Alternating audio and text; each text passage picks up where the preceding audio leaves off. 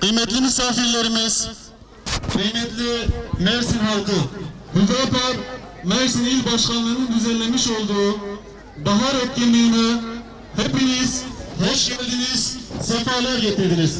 Euzu billahi mineşşeytanirracim. Bismillahirrahmanirrahim. İnne lil muttaqina mefaza.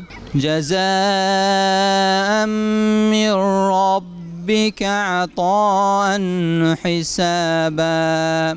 يوم ينظر المرء ما قدمت يداه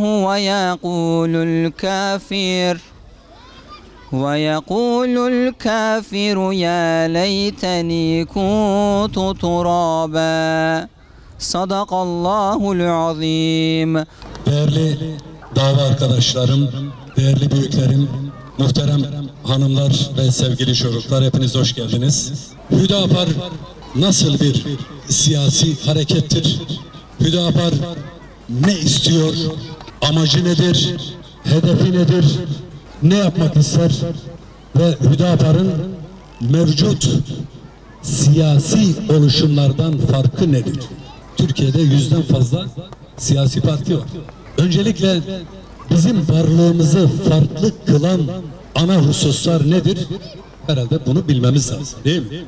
Aziz kardeşler, bizim en büyük farkımız, biz bu işi bir iman davası görüyoruz.